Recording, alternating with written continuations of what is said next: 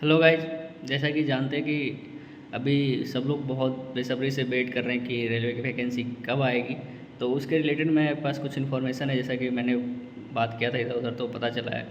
तो देखो इसमें ये है कि अभी नेक्स्ट टू नेक्स्ट मंथ तक आ जाएगी, मतलब नेक्स्ट मंथ नवंबर के एंड तक आपको वैकेंसी देखने को मिलेगी।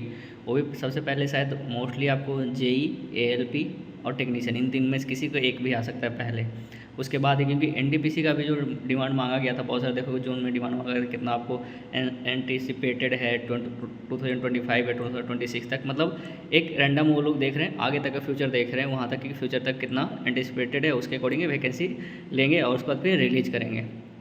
अब देखो लेट होने का जो रीज़न है, क्योंकि देखोगे आप ट्रेंड देखोगे तो पिछले लास्ट टाइम इस टाइम तक वैकेंसी आ गई थी, लेकिन इस टाइम क्या हुआ कि जितने भी आपको देखोगे जितने वेटिंग लिस्ट थे ना, चाहे जेई में, चाहे ग्रुप डी में, चाहे एलपी टेक्नीशियन में 2018-19 वाले, तो उनको सबको क्लियर किया है, एक एक को क्लियर किया है। अब देखो जब क्लियर कर रहे हैं उनके पास जो भी बच्चे थे, जब क्लियर कर रहे हैं वो, तो उनके पास वैकेंसी थोड़ी सी कम हो गई मीन्स उनको जो भी रिक्वायर्ड था ना, वो रिक्वायर्ड उन्होंने कहाँ से फिल कर दिया, तो जितने वेटिंग लिस्ट थे वहाँ से क्लियर करके उन्होंने कर दिया। तो अभी देखो क्रिएट तो है वैकेंसी, ऐसी नहीं कि वैकेंसी नहीं है। आप जैसे मेरा कॉमर्शियल डिपार्टमेंट का ही बात करोगे तो अभी जितनी ट्रेनिंग चल रही है, जितना डिमांड है, तो सिकंदराबाद डिवीज़न में ही देखोगे या फिर देखोगे तो बहुत सारे बच्चे आ रहे हैं। मतलब जैसे मैं लेवल 5 में हूँ, लेवल 3 वाले बहुत सारे बच्चे आ रहे हैं, तो मतलब अभी स्टाफ का सरप्लस है। तो सरप्लस है तो ये लोग फ्यूचर देख के फिर निकालते हैं कि फ्यूचर में मतलब कितना वैकेंसी क्रिएट हो रहा है, उसके अकॉर्डिंग ये क्रिएट करते हैं। तो और एएलपी जेई टेक्नीशियन का मोस्ट प्रॉब्ली नेक्स्ट मंथ तक आपकी वैकेंसी आ जाएगी, उसके लिए आप रेडी रहें। और देखो ये चीज़ है कि आपको प्रिपेयर करते रहना है। अब देखो और साथ में देखोगे बहुत सारे स्टेट का भी आया हुआ वैकेंसी आया, जैसे बिहार में बीपीएससी टीचर का थ्रू बहुत सारे बच्चे उसमें निकल गए। फिर और भी उसमें वहाँ अभी इंटर लेवल का चल रहा है, वहाँ पे बीएसएससी का चल रहा है। तो देखोगे वहाँ पे और भी वैकेंसी आने वाली है। तो डिफरेंट स्टेट्स के और भी बच्चे जो थे बहुत सारे निकल गए, जैसे अभी सीजीएल हुआ था, सीजीएल में निकल जाएंगे। तो इस बार थोड़ी कंपटीशन कम रहेगी। जैसे रेलवे में बहुत सारे मास वैकेंसी आती है, तो उसमें क्या होता है कि बहुत सारे बच्चे जो होते हैं नॉर्मली जो थोड़े से मीडियम होते हैं बच्चे, वो निकल जाते हैं, क्योंकि रेलवे उन्हीं के लिए होता है मेनली। देखोगे टॉपर्स वो सीजीएल या फिर बीपीएससी या फिर नॉर्मली अच्छे एग्जाम्स निकल जाते हैं, लेकिन जो थोड़े से जो मीडियम क्लास बच्चे होते हैं, जिनको थोड़ा चाहिए होता है कि मास वैकेंसी आए तभी वो क्लियर कर पाए। तो देखो यहाँ पर मास वैकेंसी आपको रेलवे की तरफ से आपको मोस्ट प्रोबेबली नवंबर एंड तक आपको दिख जाएगा।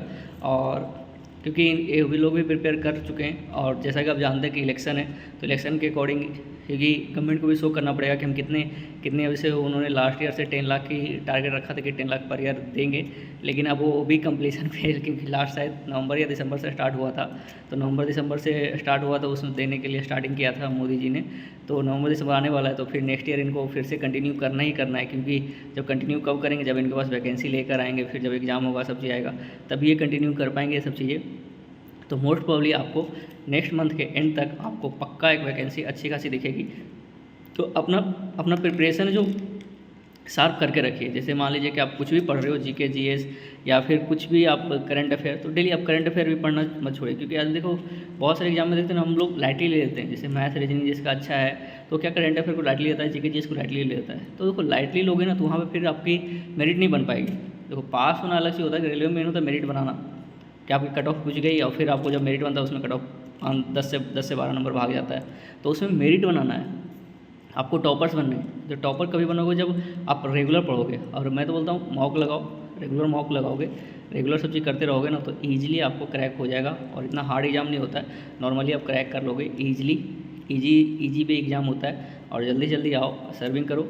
और नेक्स्ट वीडियो में आपको लीव रिलेटेड बनाने वाला हूँ कि कैसी लीव मिलती है कि नहीं मिलती है, एज रिस्पेक्ट टू दूसरे जब जो सीजीएल होते हैं उनमें कैसी लीव मिलती है और रेलवे में कैसी लीव मिलती है। मैं उसके ऊपर, क्योंकि जब आने वाले हो तो आपको भी पता होना चाहिए कि लीव रिलेटेड क्या होता है इशू और क्या चीज़ होता है। तो नेक्स्ट वीडियो में भी आप बने रहें।